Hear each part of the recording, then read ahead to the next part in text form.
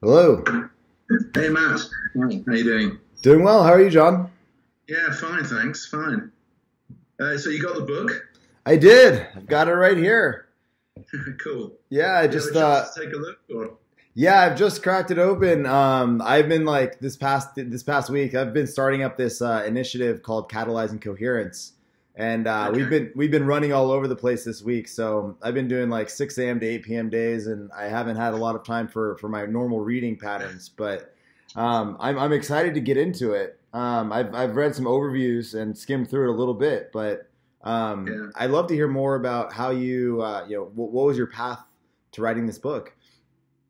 Well, it was about 20 years ago, 1998. I was just having a lunch with my family.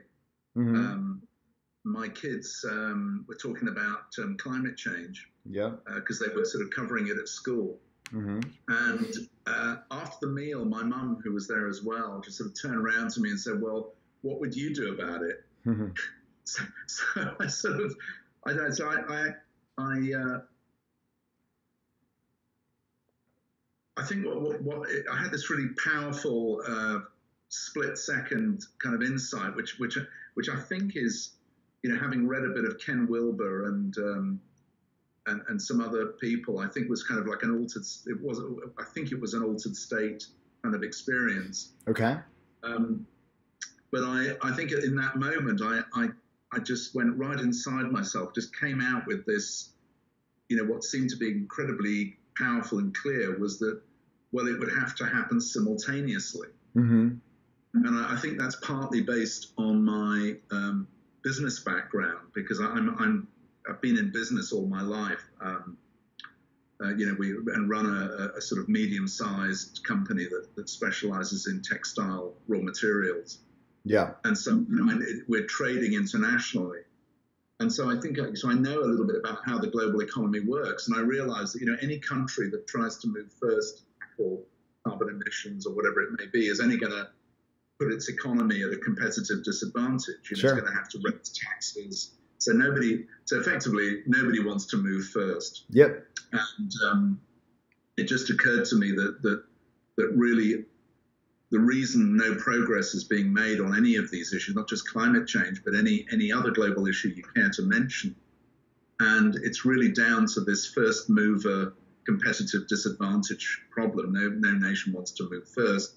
So just at a time when really dramatic strides are needed, Mm-hmm. nations sort of, just they're limited to these very tiny steps, or in fact they are actually deregulating to stay competitive. So it was really that insight but that was the problem analysis part of it. And then I also realized that the idea of simultaneous action is also a gateway to cooperation. Hmm. It's a way that we can actually also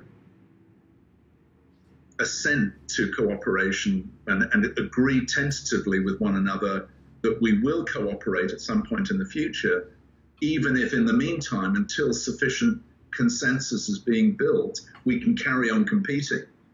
So you can do both at the same time. You've got to maintain your competitive position in the current context, but you can still negotiate for cooperation at some point in the future when sufficient other players also agree. So it was that kind of thinking, and also that one could actually use one's vote in a way to drive politicians towards this goal. Because I realized that this need for every nation to keep its economy competitive in the global market actually means that it doesn't matter who we vote for anymore. Mm-hmm. And this is why people are getting so fed up with politics. This is why you're getting Brexit, Trump, the move to the right, because people are fed up. They see the mainstream can't deliver solutions to the problems that we have, so they go to the extremes.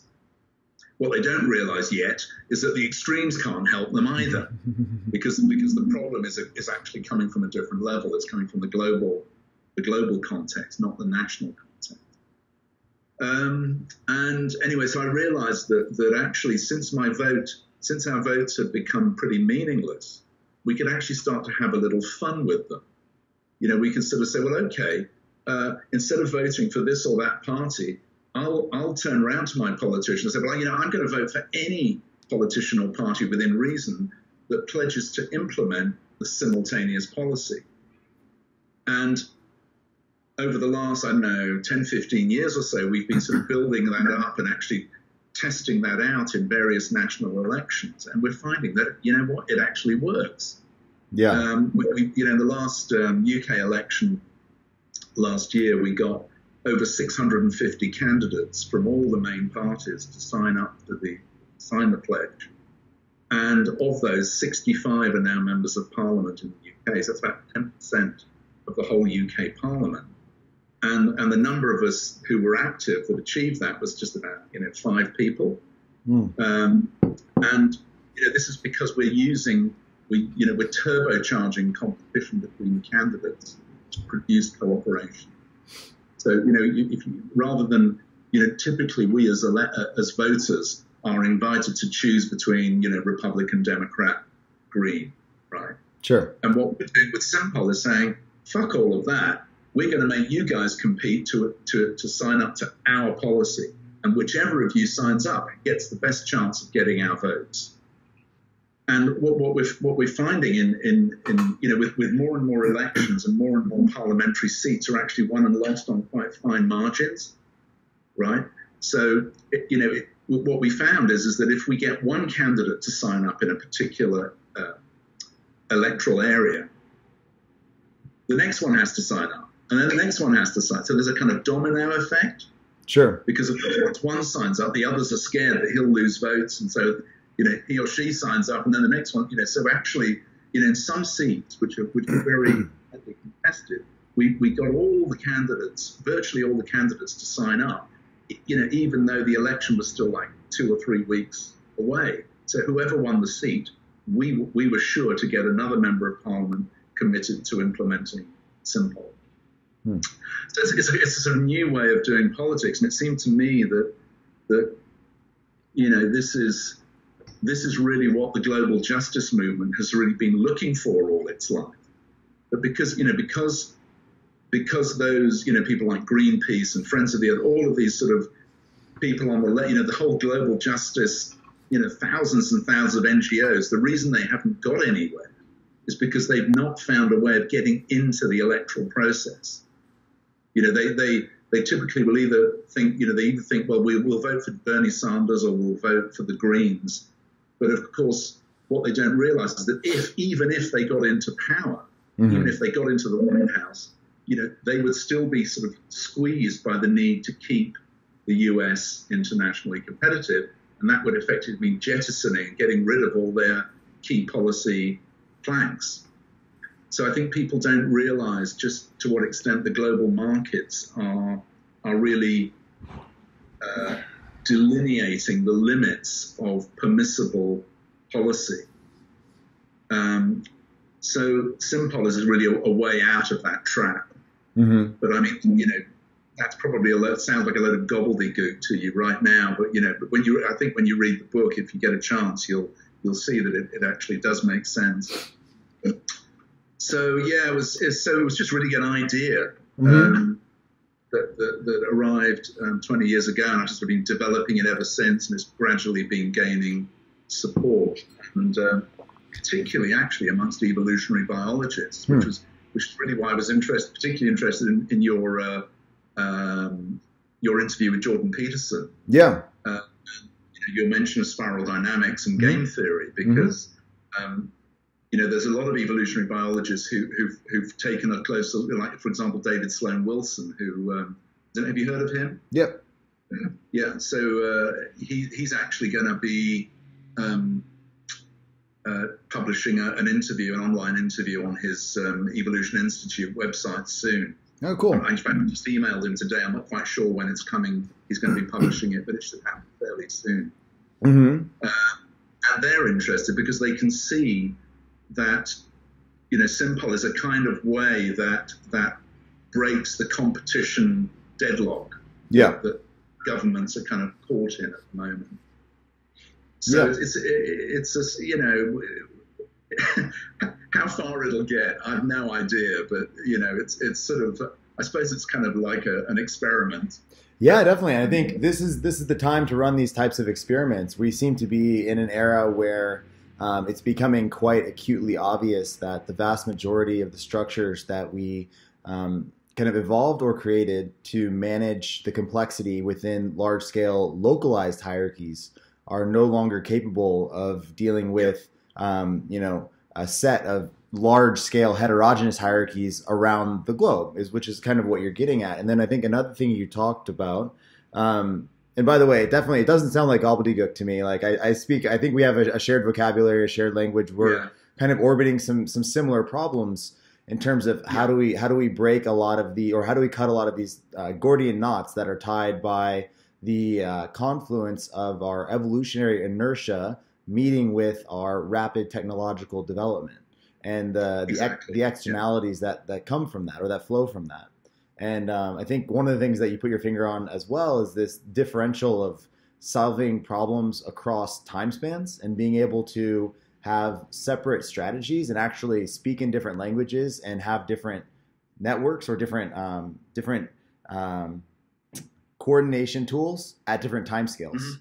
And because there are very different dynamics governing whether or not you are maintaining your internal sovereignty as a nation and your political economy within the next 6 months versus what, you know, the game theory of the coordination between 20 leading nation states looks like over the next 20 years.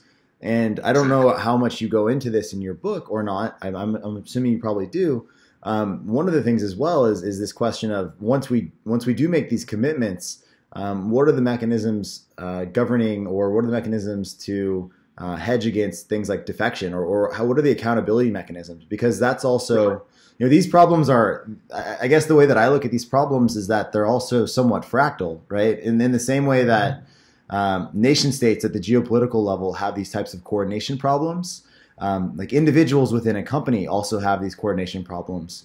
It's on shorter time scales. So instead of it being 1, 5, 20 years at the geopolitical level, it's something like it's 1 day, 1 week, days. 1 month, 1 year, right? Yeah, but, exactly. Yeah. But it's still nonetheless the pattern or the shape of the problem is quite similar. And at the smaller levels, it seems like, you know, obviously trust plays a huge role in that. But I don't know if you've seen any of my writing. I wrote this. I began writing this thing on Medium. It's like a 4-part so far essay series called "Crypto Beyond Capitalism: The Rise of Distributed Valorism." You might be interested in it. There's a lot of alignment. Yeah, I'll have a look. So can I just look you up on Medium? Yeah, just look me up on Medium, and there's writing there. Okay, cool. The most recent series. But the thing that I was interested in talking about specifically is actually not published yet. It's going to be coming in the next installment of that, which is this idea of human trust. As, you know, like thinking about like, well, okay, what is human trust? And in a way, human trust is the ability for us to establish a shared map of reality across time, right? And so that I can trust what you're saying about the past is actually, to the best of your knowledge, the representation of the past as you know it. And I will come to the table with my representation of the past. And we can fuse those together and increase the collective fidelity of our understanding of reality. And then simultaneously, we can commit to each other that we are trying to do the best we can to predict or plan in the future, and that we will actually follow through with our plans, even if in the future we are tempted by changes in circumstance because we have committed to one another. And defection That's really fascinating. Yeah, that's really fascinating because I do touch on that in the book. But in a way, what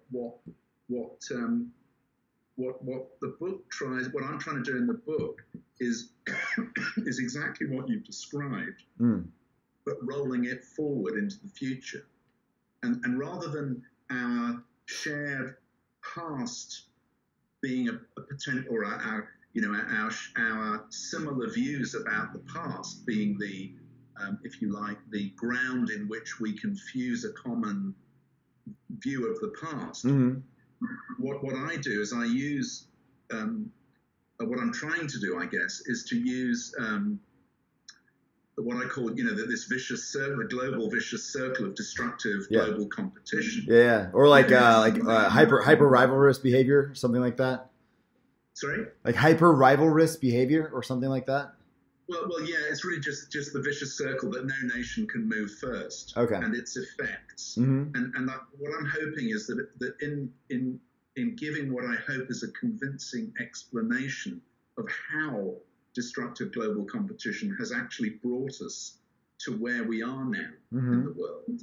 If people resonate with that, that's where the shared understanding comes in terms of not so much the past as such, but more the problem analysis of the recent past and the present. Mm-hmm. And that gives hopefully the shared basis for then agreeing about the future and building trust about cooperation in the future. Yeah, that's the kind of the. Are you familiar with Jordan Greenhall and his sovereignty model? Who's that? Jordan Greenhall and his sovereignty model. No, I just saw. He's been coming onto my radar more and more. Yeah, so you did an interview with him. Didn't you? Yeah, we had a conversation as well. It was a really great conversation. It sounds really fascinating. But I don't know. Is there somewhere I can read about the sovereignty thing? Yeah, he has. So actually, the way that I would recommend a really easy way to get all the background context and an interesting interview. There's a I'm promoting. Yeah, there's another podcast called the Emerge Podcast. Yeah.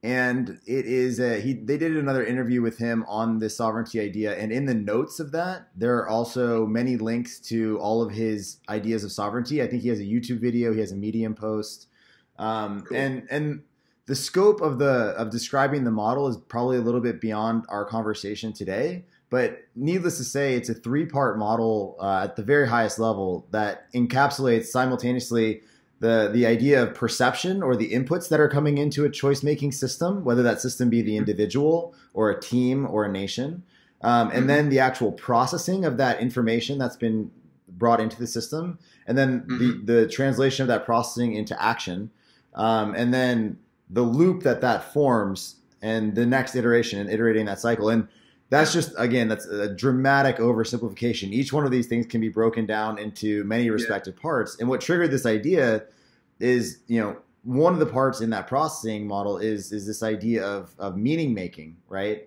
And I think that's kind of what you're talking about, is this meaning making process of mapping the inputs, just the raw data of what's, what people think has been happening in the past, to what the actual meaning of that is, given the individual capacities of these nation states at play, and the dynamics of how they're working together as a collectively sovereign or potentially collectively sovereign coordinated entity, right? And how can we actually get to that point where we can trust, each party can trust the other parties enough to actually establish that collective sovereignty, so that when they are trying to do like this meaning making process together of what's actually happening, it can become coherent. Yeah.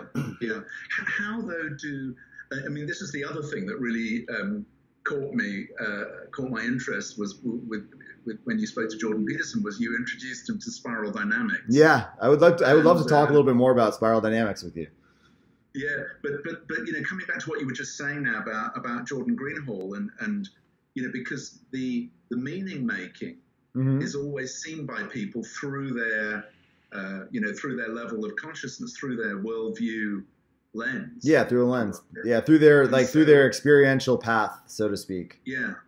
So for example, this is why I got really interested in Ken Wilber's work and spiral dynamics, is because when I started out with Simpol back in year 2000 or when it was, to me it was just so fucking the thing was so fucking obvious. yeah. And I couldn't for the life of me understand why there were one or two people who just got it straight away, no problem. Yeah. But only very few. Yeah. But most people just either just didn't get it, or they just didn't resonate with it. And for years I thought, well, this must be something wrong with me. I must be explaining it the wrong way, or there must be something wrong with the language I'm using or whatever. Yeah. And then when I read Ken Wilber's work, I realized, now I can see what's going on here. Mm-hmm. Most people are at a what I call in the book, in the West at least, at a kind of nation-centric level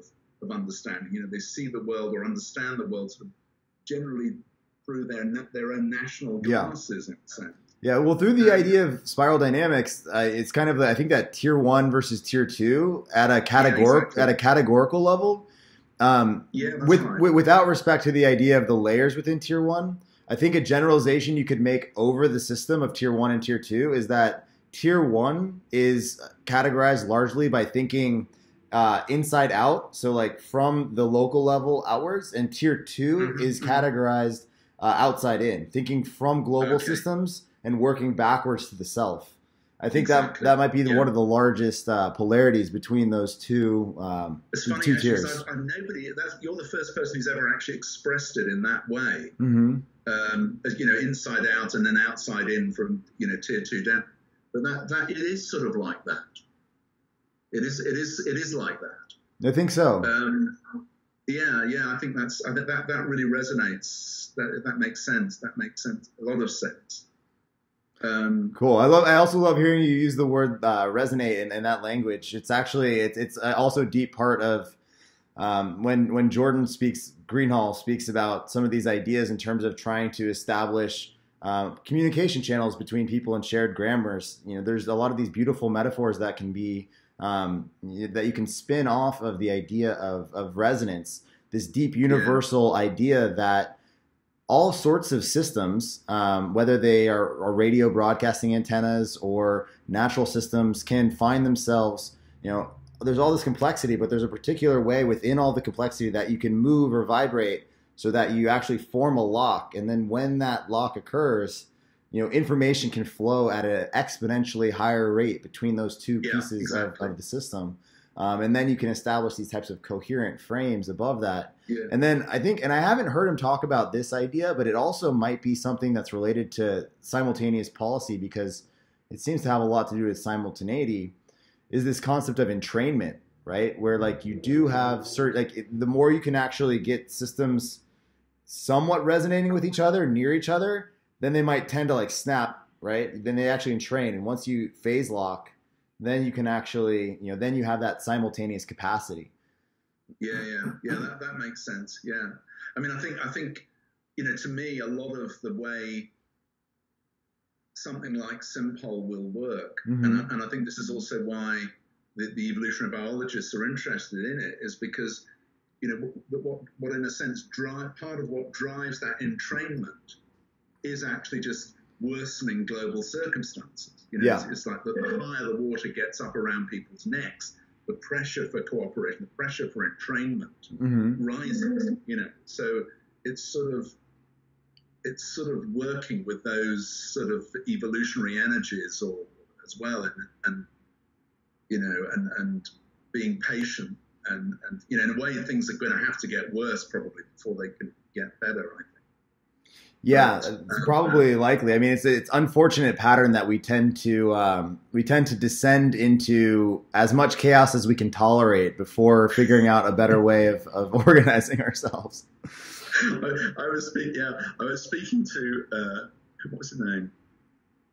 There's another. He's at Columbia. I can't remember his name now. But we were sort of he was lamenting how stupid humanity is.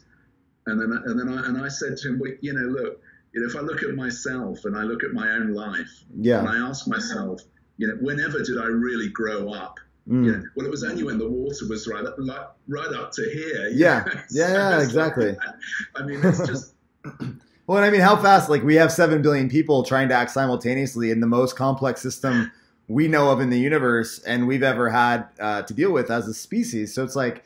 And this is one of the things that Peterson says that I really do appreciate, and I think more people need to take to heart, is that how quickly can we expect such a massive and complex system to snap into alignment or coherence, right? Like, what is a reasonable expectation of that time frame? Because without a reasonable understanding or expectation of a time frame, people people will be tempted to say, well, why can't we do it today? And then if that's your frame, if your psychological frame is it should be done within 5 years, then if you don't do it in 5 years, you tend to get very pessimistic and negative, right? Mm-hmm. And I think, that's the source of a lot of resentment and like the kind of jaded mentality that comes from especially those who have spent a lifetime in the environmental movement and see the world as it is today as a failure of their life's work, as opposed to. I mean, you even have some people who just have actually given up on it. If you read some there's I can't remember, there's some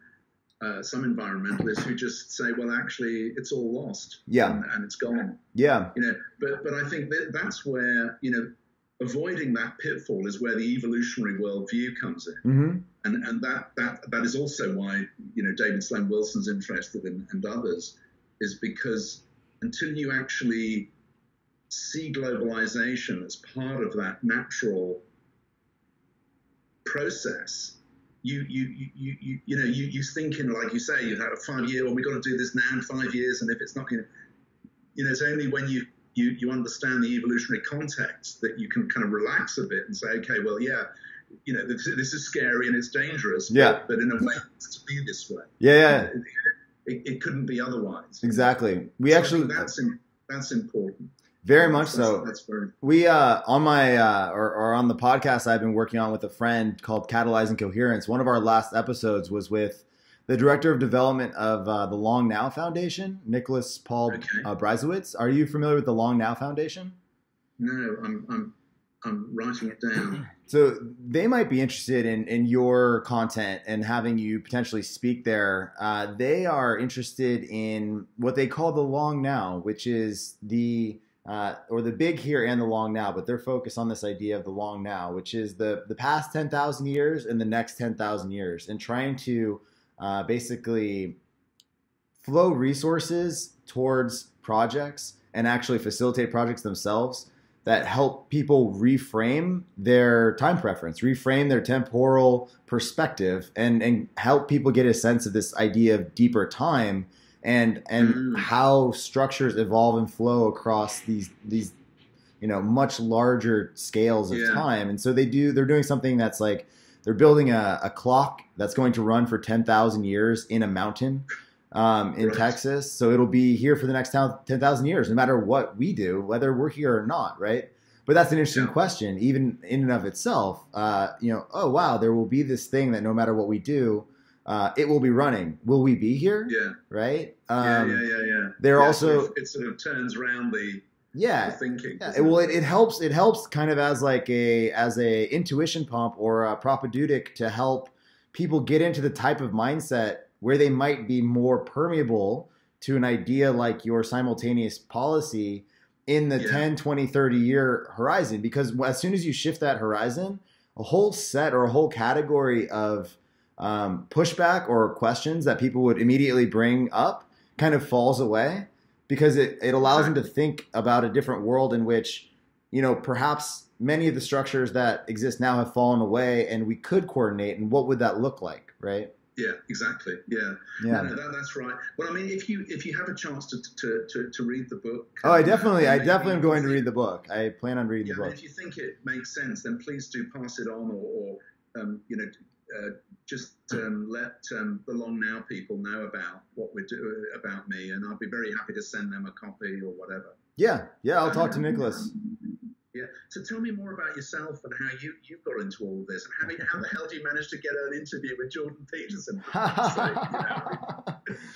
amazing. Circuitous path. Well, I'll start. The quick answer to the Jordan Peterson question is that I was actually an early Patreon supporter of his, and basically he had some private interviews that you could, if you were an early supporter, he would provide a call.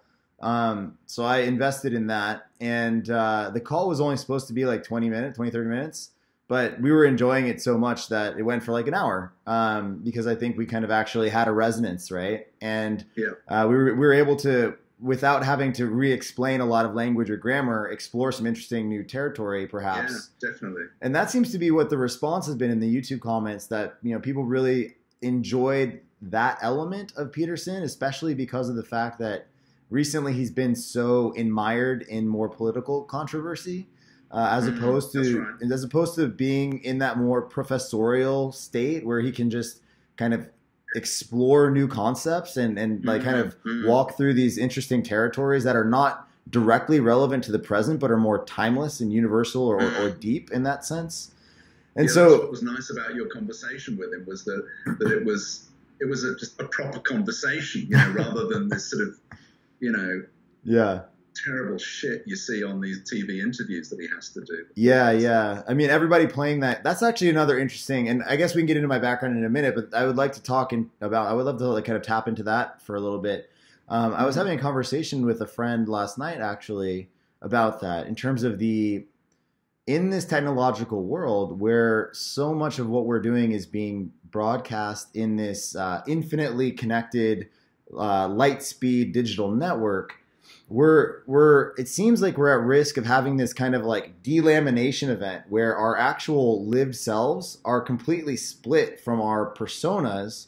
And there's this whole world, this invisible world taking place online. Like I was in a restaurant, I look around and I'm like, nobody's arguing, nobody's yelling, nobody's screaming, nobody's hitting each other or freaking out. Like we actually have, it's like two different worlds, isn't it? Yeah, it's two different worlds. Yeah, and then on top of that, like invisibly, there's this digital realm around us, and even if anyone in that restaurant, I guarantee some of those people in the restaurant are, when they go online, they're part of the flame wars and the battles and the arguments and that schism between the physical world in which we are evolutionarily adapted and have many more mechanisms for regulating our interpersonal behavior or social behavior, and this other world where that's very much not the case. And the fact that there's this whole genre of content that is targeting the mimetic structure of that that layer that is disconnected from humanity or untethered from our human or our deeper, more stabilizing human tendencies. And that's kind of terrifying to me that so many conversations are starting to optimize for that realm as opposed to really trying to be in the realm of human connection and conversation and resonance. Yes, well, I think that's absolutely right. And I mean, that's one thing that really worries me about Jordan Peterson or in fact almost anybody who enters that realm, because to my mind, they're almost doomed to crash and burn. Because to my mind that realm is in a sense, you know, it's a battleground and it has no answers. Yeah. And can have no answers. And the real solutions reside at a higher level. You know, they're coming from a second tier level. Yeah. Which no one's listening to. Yeah. And we don't have very good. There aren't any tools within that digital realm that are really pushing that, or really there aren't tools in that digital realm that are helping to cohere the chaos that we have into something more simultaneous or something more coherent, something more second tier, for lack of a better term. Well, sorry, you mean that the social media? Yeah, like in the technological communication space, there aren't many tools that are providing similar services, like the service that or the goal that you're targeting with your simultaneous policy in the political domain. You know, we don't have a lot of embodied tools to help shape our actual daily communication online in that way either, right? Yeah, I suppose, maybe in some ways, but I think on that, you know, I don't know. I mean, I think the tools that are there are helping, can help that. But I think that, you know, to me, what's important, I think, is exactly the kind of conversations that we're having, you and me, for example. Definitely. It's people who are at that second tier, who are already at second tier, linking up with each other. Yeah. And, you know, to me, it's a little bit like, you know, what we're doing now is a little bit like, you know, with the Enlightenment, and they all sort of met in the coffee houses of Paris or London. Yeah, these are the new coffee houses, right? It's the digital coffee house space. And this is, I completely agree. This has been my theory all along in terms of like, there's this idea of the intellectual dark web, right? That was coined by Eric Weinstein. And what that is, this intellectual dark web, the reality of it is the initial visibility of the networked second tier. Exactly. Exactly. And to my mind, what this is all a part of, what we're doing now is actually making that we need to build a network of second tier thinkers, basically. Yep. Because, and I think when our network gets entrained enough, and when we find political tools, I mean, Simpol could perhaps be a tool. Yeah. We'll see. Mm-hmm. Then I think things could really start moving. Yeah. And I think that's where we link up, you, me, Jordan Greenhall, people, all of the intellectual dark web, David Swemmel's. You start getting all these sort of people coming together a little bit, mm-hmm. And then I think things can really start moving. Then I think we'll start to penetrate the Twitter sphere and the social media, and then you'll gradually bring people more and more into up to that second tier space. But I think we've got to build it first, and it's got to be really strong. Because the forces pulling us down mm-hmm. are very strong. Green meme is like we see. I mean, look at Jordan, the struggle he's having is so powerful. Mm-hmm. And so we have to create, to my mind, we've got to get up the top of the cliff, meet up there, make a really strong rope that we're then going to throw down. Yeah. We're going to pull people up. Yeah. But we've got to, we won't do it unless we've got the cohesion and the strength. Definitely. At second tier to really make that happen. Yeah. So I think that's what we're in the process. To my mind, that's what we're in the process of just beginning to build. Yeah, I completely agree with that. I think I like some of the language that you're using there strikes me as deeply resonant with. So I really believe that when you take this idea of this sovereignty model and fuse it with some of these other notions of like your simultaneous policy and spiral dynamics and whatever else might be kicking around in your mind throughout your history, I think it'll like click in a very deep way for you because even in this podcast, you were just speaking in this notion of the effectively the gravity of green or the tier 1 gravity, right? Having to reach escape velocity, right? We have to kind of reach this escape velocity from it. But the interesting thing about that, if you add the sovereignty model to that, this idea of sovereignty model, those 3 parts that I was talking about, there's also a geometry to them. So you could look at them as like the X, Y, and Z axes of an actual sphere. And for reasons that we don't necessarily need to get into right now, in theory, the optimal shape is a sphere, right? Is a balanced state between that input, processing, and action, right? Right. But the interesting thing about it is that it's subject to external forces, right? And so you could actually think of it where it's like if you're trying to escape green gravity, so to speak, you're at risk of that distorting your sovereignty sphere and therefore limiting your optionality, limiting your capacity to interact with the world, and also therefore changing the perception that people have of you compared to how they used to perceive you when you might not have been struggling so much against that gravity. And I think that's kind of the situation Peterson finds himself in right now, in the sense that he is so enmeshed and struggling so deeply against these forces that he's kind of distorted his own sovereignty in that sense, and people are picking up on that. Yeah, because I mean, there's another guy actually who's interviewed him, a guy called David Fuller, who runs he's got a YouTube channel called Rebel Wisdom. Rebel Wisdom. I love Rebel. Yeah, they're great. And he did a really quite a big interview with Jordan Peterson. And he's so in his second one, in Glitch in the Matrix, which was his second documentary, he also brought in Jordan Greenhall. Yeah, that's right. Okay, yeah. Yeah. And anyway, what the last one I saw that he did, he's saying that his one criticism of Jordan Peterson is that he does a very strong critique of the radical left and the feminism and all the rest of it, but he's not articulating a second tier vision. Yeah. He's not really, he's combating the forces at the current level. He's not going up a level. He's not articulating any solutions. Well, it seems like he exists at the second tier himself in terms of that integrated. He's like an integrated systems thinker, like very much like Yellow, bright Yellow. But his story is very much like a blue story. It's like a very much the deep structure of the unifying hierarchy, the stories of the unifying hierarchy, the archetypes that represent the human structures that allowed us to form civilization, so to speak. And that's the story he's telling, but he's not providing a forward vision in that sense. And that's actually, it reminds me of this. There's a really wonderful quote by Francis Bacon, which is on waxen tablets, one must erase the old before writing in the new. But in the mind, it is not so. There, one must write in the new before one can erase the old.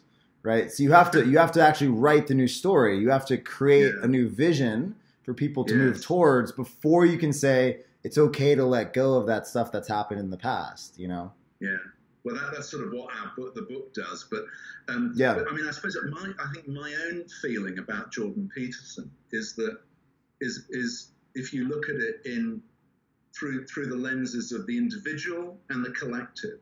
Yeah. And it seems to me that in terms of the individual lens, he's spot on. I mean, he's got it really down pat, perfect. He's really articulated what needs to be said. But when it comes to the collective domain, in other words, in integral theory, you could say, in the lower quadrants rather than the upper quadrants. He seems to be unsure. So for example, Matt, he said on I think it was when he was talking to Joe Rogan, he was saying that wealth inequality is a huge problem, and it is a problem, but we don't know how to deal with it. And I thought, well, hang on a minute, we may not know exactly how to deal with it optimally, but we've got a pretty good idea of some of the broad brushes. We've been doing it, in Western Europe at least, and also in the States, for sort of 20, 30 years up until neoliberalism kicked in. I think, it's called sort of social democracy and social safety nets and all the rest of it, So nobody's suggesting it's perfect, but it seems to me that I suppose my criticism is that on the collective domain, doesn't seem to be strong. I think there's a couple things to unpack there. One is that I believe it's likely that his general hesitation to support any type of collective action as the primary or as a primary driver of solutions at large scales, it derives from his work in Nazism and communism and trying to understand the psychology of how these elements of our inner shadow, so to speak, have collectively emerged into forces that have laid waste to immense numbers of human lives. And so from that acute perspective, you can see how he is distrusting of this collective. That said, the story that is told both by spiral dynamics and evolution, I would argue, and many other frames that try to understand this as a collective or as a complex adaptive system and an evolution of a complex adaptive system, is that you have this generative tension always between individual units, whether it's individual bacteria or individual people, and the networks in which they're embedded. And you have agency at each scale, right? Like there's agency at the individual scale, but there's also agency at the collective scale. And some types of problems, and this is, I think, what your simultaneous policy speaks to, some types of problems require collective agency or collective sovereignty of a sufficient power to be able to deal with whatever problems have emerged from the previous iteration of that same cycle, right? And he doesn't articulate that because I don't think that's not his. It's not his wheelhouse per se. And on the inequality, but he does point out, he does pick out some interesting patterns and some things that are quite true, which are, and I think when he says like we don't really understand how to solve wealth inequality, he's probably referring more towards the idea of like we don't necessarily understand how to in a very stable manner, hedge against the fact that complex systems tend towards these power law distributions. Yeah, that's right. Yeah. I mean, yeah, exactly. And I I understand that, and nobody's, but I think he's kind of throwing the baby out with the bathwater there a little bit. It seems to me, because yes, there are these power laws. Yes, blind redistribution of wealth with a sort of just trying to equalize outcomes would also be crazy. You need a certain amount of inequality to keep the system dynamic. Yep. But it's a question of nobody's talking about precise tools here. Yeah. But to pretend there aren't any tools. Yeah. Or I mean, maybe he's not pretending. I mean, maybe, as you say, it's just not his wheelhouse. Yeah. But I think he ought to make it his wheelhouse. Oh, definitely. I think he's gonna, he's just gonna get mired in these culture wars at the first level. Yeah, the pieces are definitely in him. Later, nobody's perfect. Sooner or later, he's gonna crash and burn. Yeah. And he says it himself, actually. Yeah. I mean, the pieces are in him. If you look at his lectures, if you go back and watch his lectures, his Maps of Meaning series, before he was thrust into the public eye and this distortion of his own sovereignty occurred in relation to the green meme, you can see there's a much more balanced approach. There's a much more balanced rhetoric.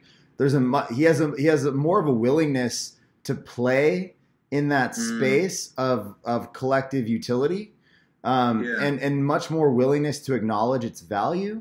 But it's almost as if, because he's come into conflict with a mindset that establishes that collective ideology as predominant of all values within the value system, he's downplaying it. He's downregulating it. Yeah. No, I understand. No, I totally understand why he's doing it. I mean, I totally get that. And but I agree with you. It's a massive risk. I can resonate with that too. I mean, when I first started with Simpol, and this was before I understood anything about spirals, and I hadn't even read any Ken Wilber or any of Don Beck's work. And we started this sort of organization, and we were gonna change the world and all the rest of it. And of course, a lot of people came in. Yeah. And who. And to be honest, even me, I was also, in a sense, quite green at that time. Mm-hmm. And so, and the whole thing just got destroyed. Yeah. It got to such a point where actually I had to kind of almost sink the organization to get rid of the rats, and then I started it up again. Oh, wow. And they'd all gone, because it was the only way to get rid of them. So I mean, the policy I follow now is I kind of fling out the seeds, and I don't go looking for people. I wait for them to come to me. If they really resonate with what I'm saying, that's great. Yeah. And I'm not desperate to find people anymore. I used to be. Yeah. I used to have this sort of first tier need, and so I can understand why Jordan Peterson is. And of course, he's also constantly under attack from it. Every day he's under attack from it. So I can understand where he's coming from. Yeah. I just think, it would be nice to see him develop that collective side of it. Mm-hmm. Because I think, in a way, that it might almost, if he can articulate it in a good way, it might kind of neutralize some of that antagonism that he's. Oh, it definitely can, and I that's what we've been trying to experiment with in this new podcast that we've created and this new initiative that we're a part of called Catalyzing Coherence. Yeah. Tell me more about that, and you still got to tell me about yourself as well. Yeah. So Catalyzing Coherence is a initiative that this idea of coherence is this notion that we have a complex and accelerating world, and there's a heterogeneity there. Everyone's very diverse. Yet we need to find a way such that we can respect individual perspectives and those specializations in those niches of the world, while also finding a way to cohere as a collective and have a collective agency, right? So what is this balance between the collective agency and individual autonomy? And how do we create mechanisms for establishing that at different scales? So how do we create tools to allow individuals to establish that in their relationship to their own psychology, their own perhaps collective psychology and individual autonomy? How do we allow teams to do that? Or how do we allow larger groups in society to do that? And we have a few different ways of doing so. One is our podcast, where we're trying to bring different voices from different parts of the world, whether it be scientific or spiritual or technological or political. And within that, we're trying not to play by the initial, we're trying to play by different rules, right? We're not trying to frame the conversation. If we're talking with a politician, I'm not going to frame the conversation as left versus right. I'm not going to frame it on like the most acutely salient wedge issue, because that is the easiest way to fall back into the dichotomy. Absolutely. Instead, what we're trying to do is develop a deeper grammar of concepts that are like these universal concepts. So concepts like symmetry, or concepts like coherence, or concepts like recursion or loops, or and I can take those concepts. They're these very abstract little tools, but they're so deep within in the archetypal history of humanity. These ideas go back so far, and therefore they touch everything. And so I can talk to a priest or an engineer or a physicist about the idea of symmetry, have 3 really interesting conversations, and then try to weave those together, right, at a later state, and like hopefully use those as these tools. I kind of look at them like attractors, right? They're these types of conceptual attractors. They're new attractors because the current attractors are creating too much friction. So how can you create these coherent attractors? And so that's what we're trying to do with our fascinating. That's what we're trying to do with our conversations. And then we're also partnering with artists and technologists to try to represent these things visually and create systems to give people an actual embodied experience of what this means. So, we're just getting started. We've just got our full podcast studio up and running 2 days ago, basically.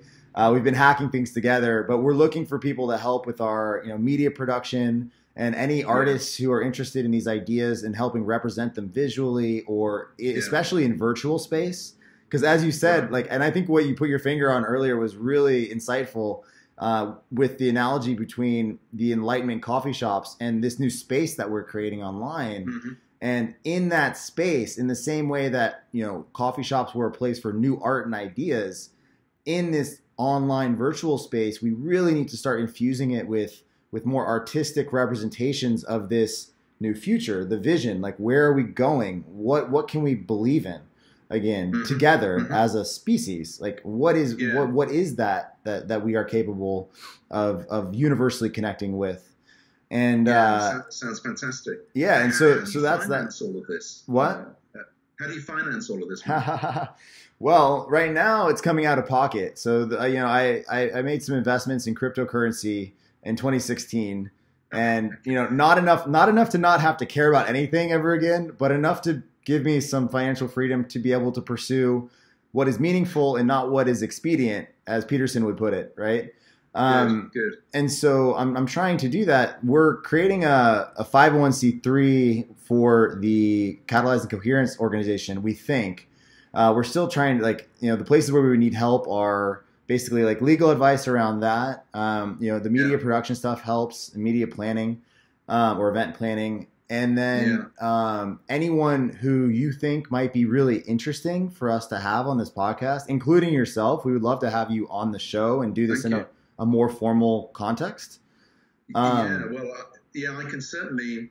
can certainly sort of make a few suggestions. Yeah, definitely. Yeah, that'd be wonderful. That sounds great. I mean, that is exactly the kind of thing that we really need, I think, and that sounds terrific. Yeah, and I'll put on my fundraiser hat. If you know anybody who would be interested in perhaps sending some funds towards an initiative like this.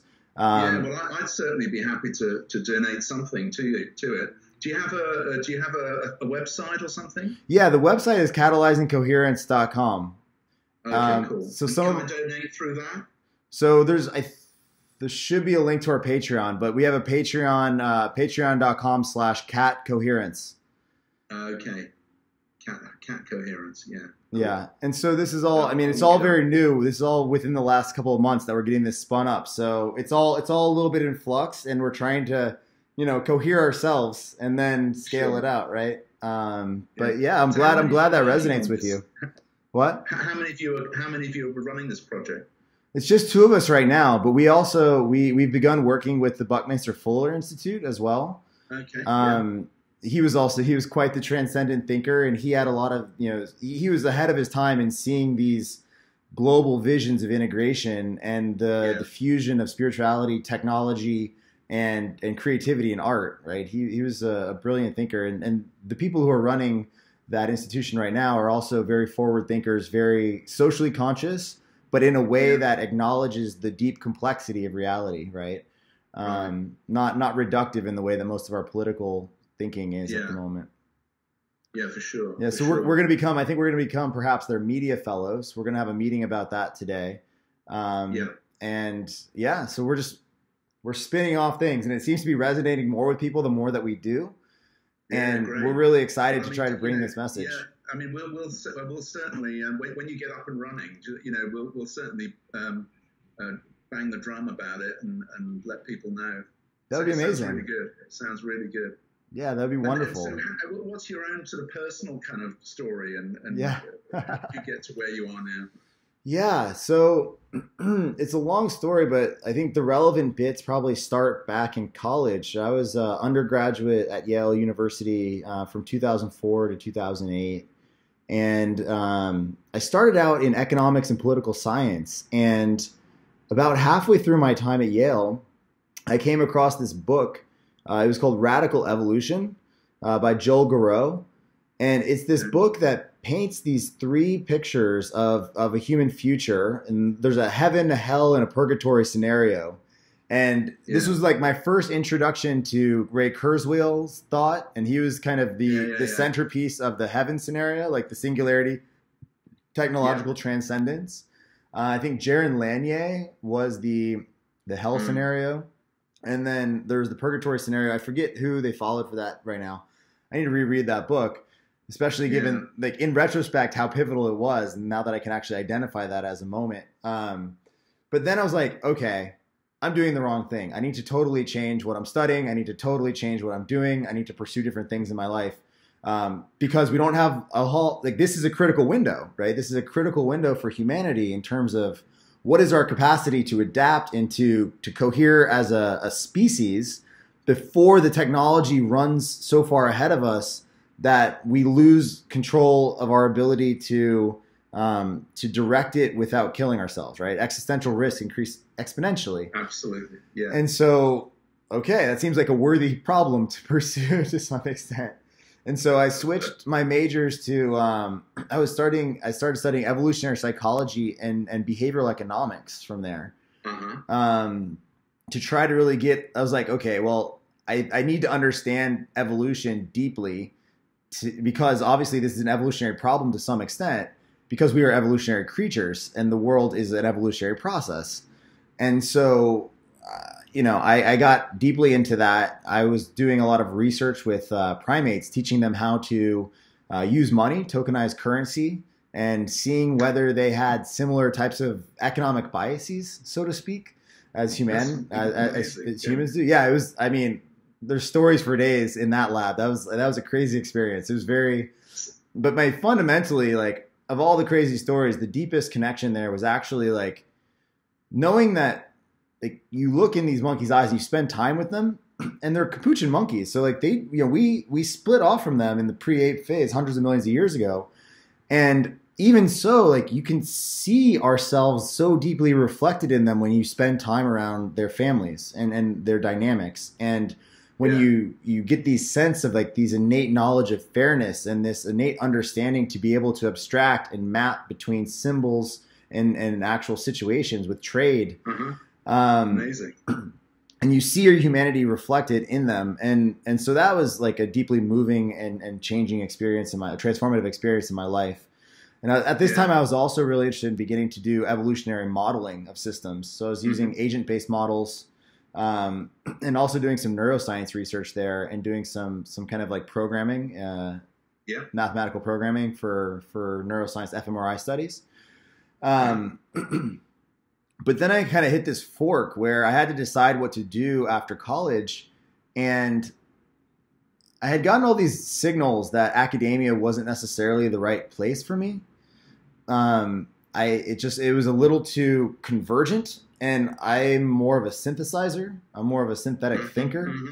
And like, I have no problem spending 18 hours a day researching, but the research has to be synthetic more than purely like focused on one domain. It takes me a little while longer to get to a deep level of knowledge, but when I get there, I also arrive with a network of knowledge as well. A bigger set of tools, Yeah. It's like more of like a solvent as opposed to a drill, right? Yeah. Something like that. Yeah. That makes this good analogy, yeah. Yeah, and so I actually ended up going into the world of software and technology, because this was 2008. There's, web technologies were blowing up. It was a good opportunity. Like, I was kind of trying to start a career. There was also, a girl involved, and that took me to Boston afterwards, and that factored into my decisions. And so, I ended up doing. Where are you based? Are you in Boston? No, I'm in San Francisco now. You're in San Francisco, yeah. I thought so. Yeah, okay. I'm in San Francisco, and so. Okay. In any case, and if you want me to speed the story up, let me know. It's just like. No. Yeah. Fine. I'm fine. Okay. I've got time. Okay. And so I was in software development for a while. I was at the intersection. I really was interested in this intersection of technology and human psychology, right? So even though I was used to programming like deeper level systems, I was really drawn to the element where the rubber meets the road, where the actual computational abstractions are interacting with the human psychology, which is at the point of the screen, right? It's at this point of the interface, the interaction with the human being. So I was focusing a lot on basically UI engineering and UX engineering, and then also design, and trying to bring my evolutionary understanding and insights to that. And so that was a really interesting experience. It took me through a few companies. The one that you would be most likely to know is Netflix. So at Netflix, I joined the team that was responsible for creating all the UIs that run in your living room. So a Roku stick or your smart TV. And so I did a lot of work there. And then towards the end of my experience there, I was doing a lot of work with kind of teams that were considering what the future of Netflix should look like, and trying to understand how the technological landscape is transforming, how the humans, how our human society and our relationship to entertainment is transforming, and what new UIs might look like. And so that was what I was working on towards the end of my time at Netflix. After that, I left to do a startup, and I was like the 6th employee, and that's a whole other story. That was part of this whole cultural thread that's quite interesting is how I realized, both at a company called HubSpot and Netflix, the power of culture within organizations to shape behavior, as almost like a low-level, invisible technological tool set, right? Or like, the culture is really the container that shapes the potential, right? And that became very obvious at HubSpot and Netflix. And then I went to a company after that, and I saw the opposite of that, and I saw people who paid lip service to the idea of culture but didn't live it. I saw people who were stuck very much in these blue and orange spaces of extreme hierarchical construction, and weren't able to push control out to the edges of the network. They weren't able to trust people within their system, had very command and control ideas about what a company should be, even at a very small scale, which is coming from Netflix. It was just like, what happened? Where am I? Going back in time. Yeah. So I spent about a year there before I couldn't take it anymore and had to leave. That was fun. And after that, I did my own consulting, and I was doing tech consulting UI engineering and design consulting with a couple companies, one of which I was working with a doctor mostly who lives in LA, he's also a Yale grad, older than I am, quite a bit older than I am, but a profound thinker, really on the vanguard of gene therapy and biotechnology. And he had been doing a lot of thinking around like how to improve the medical data ecosystem. So he had a company that he was working on there, but he was also doing a lot of research in China with respect to establishing research protocols in China that could, in theory, be ported back to the United States so you could expedite the research process. And through the relationships he had developed there, he actually came into contact with a lot of people who were also creating companies in the anti-counterfeiting space. So like partnerships between the government, some large companies in China, and some US entities that were trying to figure out how to create a better importation process and supply chain process and online e-commerce process around anti-counterfeiting, right? Okay. And so I spent part of 2016, a lot of 2017 going back and forth to China and getting a lot of experience there as kind of the technical liaison, right, for that project on the US side. Right. And that was really fun. And then crypto kind of took off and I got that freedom. And so with that freedom, I was like, what do I care most about pursuing? Now that I have this additional experience and more context, in addition to my more ideologically or kind of just curiosity-driven passions that I had carried with me in college. And, I came back to the same space, which is this space of the big problems, the space of how do we solve these issues of collaboration, coordination, game theoretical Gordian knots, evolutionary, the types of problems posed by evolutionary game theory at all scales of our society, and the interaction of those with technology. How do we try to solve these at a global scale? And so I decided to move into an advisory capacity on some of my other projects and spend all of my time doing deep research and writing and understanding both what this was from a problem standpoint, and then also trying to figure out how to build an architecture and technology around that. So in addition to the catalyzed and coherent stuff, I'm also trying to develop a architecture for emergent organization and coordination of value creation, really. So like you could look at it like a ecosystem in which all of the types of positive sum interactions are upregulated, and the types of much more destructive or rivalrous competition is downregulated, while using some new metaphors to try to understand how to coordinate and specify goals and work together. And so, and that's a very high level overview of that. Like we could talk about that for hours as well. And I'm just loving listening to you talk, because it just makes me feel I'm just like really pleased we've met, because there just seems to be such a lot of commonalities there. I'm really happy we're having this conversation as well. I'm sure it's only going to be the first of many. It seems like there's a lot of resonance. I'm 60 years old, so I'm technology-wise, I'm a complete Neanderthal really. But so it's great to sort of hear someone a young person who's like, you're completely tech savvy, you understand all of this stuff, and I think that is going to be absolutely key. There's no doubt about it. And somehow we need to fuse the, that tech capability with the, the wisdom of the coffee house that we, hopefully we can collectively weave together. Definitely. Yeah, that's great. Sorry, keep talking. That's great. No, yeah, definitely. So, I mean, that's kind of bringing us to the end of the story, really. I mean, that's bringing us up to the moment. That's what I'm working on right now. I'm working on establishing catalyzing coherence, because what I really realize when I'm doing this the technology work is that there's a necessity for the ideas to be in the public consciousness before people are willing to invest or really believe in a fundamentally new mode of organizing work.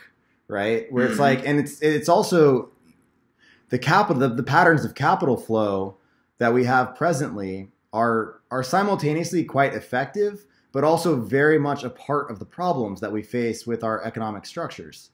Sure. So as soon as you have capital flowing from very concentrated gradients to, downwards to companies, without those people actually being intimately connected with the day-to-day operations, you immediately start generating incentive misalignments. You immediately actually form, even though we call it, this is the weirdest thing to me. We call it equity, but it feels a lot more like a debt relationship, right? Welcome to the world of George Orwell. Right? Yeah, exactly. But I mean, yeah, that's the funny thing is like we call these relationships like equity bonds, but it seems like true equity is really requires participation, right? Yes. And participation beyond just an interest in the monetary return. And and this is what was really interesting to me when I started doing my writing in that Crypto Beyond Capitalism series, because I was really interested in trying to understand the evolution of the abstraction of money and what that means in terms of like both what it has provided us as a tool, but also what the downfalls are or pitfalls might be. And I think one of those pitfalls is that we've abstracted our representations of value so far above the actual behaviors that give rise to value that when you create those two tiers, you create a vulnerability of being able to play the shell game with the symbols without actually mapping to the fundamental reality of value creation, right? And you can actually get the opposite pattern where you actually destroy that by playing the shell game of money and not caring about the underlying reality. You can destroy value or add a lot of negative externalities to the system, right? Yeah. I mean, that's a whole other but equally fundamental aspect of all of this is how the banks create money out of nothing. Yes. The whole money creation system. I mean, if you look at all of money and under the definition of money, you include not just cash but credit. Yeah. 97% of all money is created out of nothing by the commercial banks. Yeah. So it's effectively a Ponzi scheme. Yeah, especially like you can think if you kind of like run the simulation and think of like the state that Keynes was in to some extent. It's like if you're managing all of this analytically on a spreadsheet like or pen and paper, the dynamics of inflating the currency makes some sense. Like if you kind of follow the economics. But that being said, they were doing so in a way where it's still highly decoupled from the underlying reality of behavior, right? Exactly. And you can't just play the numbers game on humanity. It's like it's too far removed from the metal of actuality, right? Exactly. And I mean, that's absolutely right. And the engine of that is the fact that the banks can create money out of nothing and actually kind of have a it's this, what do they call it, this perverse incentive to sort of lend money irresponsibly, because they know that the moral hazard, that's the word, because they know that at the end of the day the governments will bail them out, and because the financial system has become like a parasite that is now actually running the body. It's not the body so if the parasite, you can't kill the parasite because you'll kill the body, because the parasite is just so large now. It's encompassed the whole heart of the human. So at this point they're almost indistinct to most people. Most people can't even see the distinction, right? They can't even draw the distinction between the parasite and the host any longer. No, absolutely. Well, they don't even realize that there's a parasite there. Yeah. And so I mean that is a crucial thing. I mean, I actually that's another area where I think you'll need something like Simpol, because no government. I mean, what the monetary reform people are saying is that we need to money creation needs to be brought back under state control. Okay, so that means that new money is created under the aegis of the state, and then maybe farmed out through the commercial banks, but not created by the commercial banks. But for any nation to actually do that, in fact, the Swiss, there's a referendum coming up in Switzerland. There's a vote coming up in Switzerland on exactly this fairly soon, which probably won't get through.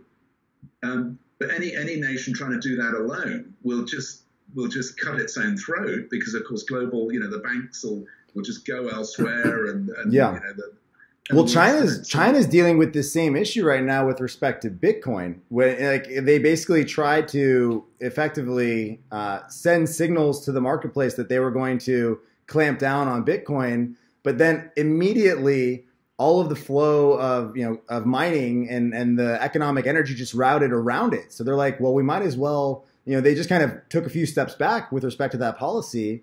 And Xi Jinping was like, well, maybe, he didn't say it explicitly, but I think it was his finance minister who was like, oh, well, there's perhaps room for something like Bitcoin in the future, right? But this is a really important issue, given that, and this is where I think a lot of people kind of miss the mark in their analysis of something like Bitcoin versus some alternatives, where people will levy criticisms against Bitcoin for using energy, right? Using a lot of energy. But the interesting thing about that is I actually think that there's no better fundamental constraint on the production of a value token than mathematics and energy, right? Like that's actually a really wonderful way of establishing a baseline that no arbitrary government or localized individual with their localized incentives can start fucking with, right? Yes. There are ways of trying to manipulate the system, especially in the short term. But the longer it survives, the less capable people will be of manipulating that system. And additionally, in addition to the fact that, another thing is this incentive alignment problem, right? Well, actually, when people have made real sacrifices and actually spent real money and converted real fiat into something like Bitcoin, what that does is invisibly shapes the incentives and creates a coherent network of people whose interests are aligned towards the perpetuation of that system, right?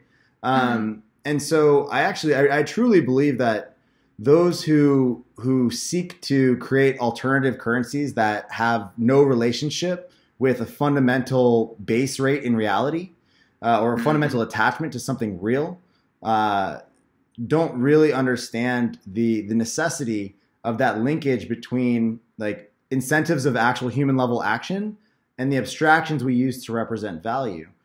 I mean that's an age-old conundrum, isn't it?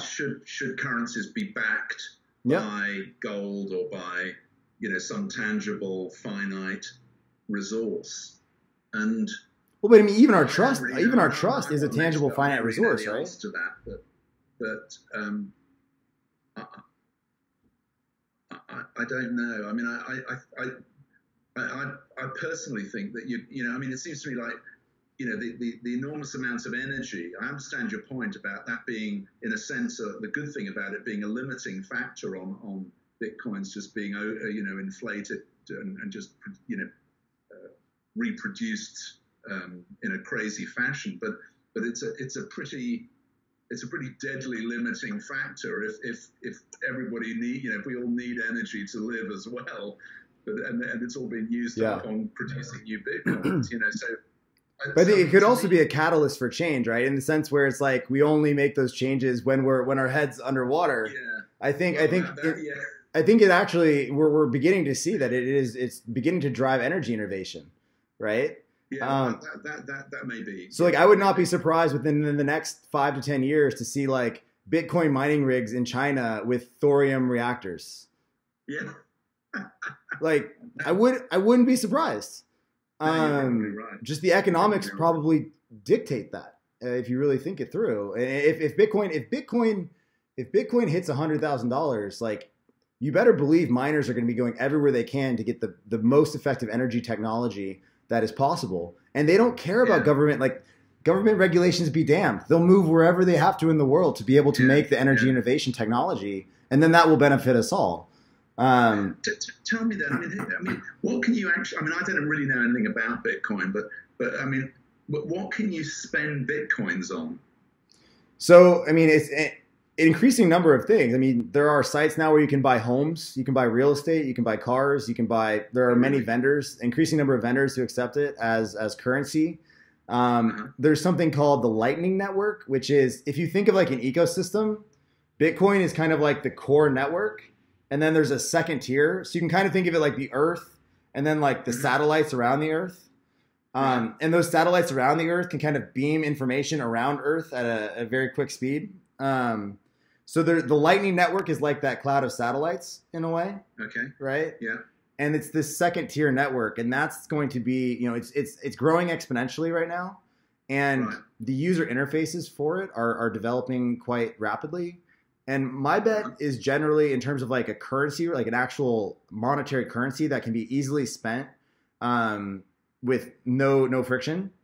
I think that second tier is going to be where we see this next generation of actually commercializable Bitcoin technology, where you can go anywhere and spend it on a credit card, right? When it stabilizes within the next 5 years. And there's a lot of controversy about this stuff, because we tend to anchor our conversations in the short term. But again, when you expand the time horizons, I think, at least in my own personal opinion, we've created this transnational, indestructible tool for transmitting value that is tied to fundamental energy and thermodynamics and backed by mathematics. And I think that's a pretty good bet. And I actually think that things like simultaneous policy, I think a lot of anything that you're trying to do simultaneously needs to have a fundamentally indestructible transnational infrastructure, right? Not that you want to destroy nation states in the short term at all, right? Yeah. And that's where that tension really comes from. Like, I'm not like a globalist, like an evil globalist, right? No. But there's I understand. Yeah, there's a lot of utility to having those types of transnational capacities, and I think that's what you're getting at as well, right? And so I think I see Bitcoin as the center of that ecosystem, upon which we'll see many transnational capacities being able to take root. Also because they're transparent and they're trustless, which means that you can actually trust them, right? Yeah. Tell me though, so if bitcoins are transacted, can that be tracked by governments for tax purposes? Yeah, it can be. So it can certainly be tracked, and it can also be obfuscated, and different, Bitcoin is pretty traceable if you know what you're doing. So it's not as much of, and there are other cryptocurrencies that are not. So if you really want to be kind of flying under the radar, those are the ways that you would do this. But, the beauty of something like Bitcoin is not necessarily that it is anonymous, but that actually the opposite is true, that it is fully transparent and actually verifiable when necessary, right? And instantly so. Yeah. I suppose what I'm feeling about it, Matt, is that if you've got these other cryptocurrencies that are under the radar, anything that's under the radar will attract more traffic because it's cheaper. If it's tax free, people are going to migrate in that direction. But the more that happens, the more governments are going to have to work together to control it. So whereas something open like Bitcoin can be legitimized by governments, some of the things that are under the radar are ultimately going to have to be suppressed by governments if they're going to survive. Yeah, and that's they won't be able to raise any tax revenue. And that's the fascinating part about the next couple of decades here is we're going to see this tension between these transnational systems of value and nation states who feel the visceral pain and fear and anxiety of having this deep mechanism of control taken out of their hands to some extent, right? Exactly. And I honestly believe that Bitcoin might be the thing that drives global consensus between governments, right? Yeah, I can see that. Yeah, it's really interesting. Yeah. So you invested in Bitcoin some time ago? Yeah, I've invested in Bitcoin, a few others in 2016. Yeah, I wish I had invested more, but hindsight's 2020. Okay. It's enough. I mean, it's enough. It's enough to have freed me enough to have this conversation as well. So it's like, Well, that's cool. it's enough. Yeah, that's cool. But good for you. Good for you. I feel like it's like it's a patron. It's kind of like patron saint Bitcoin. There's a whole generation of people who, like me, are free, have been freed to pursue meaning and pursue, a better world, right? A world that can hopefully get unstuck because we have this ability to step back and say, like, okay, how do we work together to make some progress here? Yeah. I mean, you see that's great, and I mean, I came through that by being lucky and actually being born into a family that was relatively well off. So I have my own business. I'm now semi-retired. Nice. So my time, I'm the master of my own time. And Yes. That's really what you're talking about. Yes. And that's great. That's such a luxury, isn't it? And it's an invaluable resource. Yeah, absolutely. Yeah. Absolutely. Cool. Well, look, Matt, it's been great talking to you. Thanks so much. I'll check out some of these things that you've mentioned. I'm just wondering, I'll probably drop you. Have you got, can you give me your email address? Yeah, you can just do Matthew@catalyzingcoherence.com. Okay, cool. That's great, because then let's stay in touch, because there's some stuff. I'm sure there's lots of stuff that we'll want to talk about. Lots of contacts that we can exchange as well. That would be amazing. Yeah, I mean, I would love to share our platform as much as we can with you as it grows and develops. And if there's any way where we could, kind of come into any events that you're doing or speak with people or help you out on your side. You would love to. Let me check out all of this stuff. And I'm sure there'll be lots we can do. Wonderful. Great. Yeah. Okay. All right. Thanks very much. Yeah. Great talking to you, John. Thank you so much. Okay, mate. Take care. All right. You too. Bye. Cheers. Bye.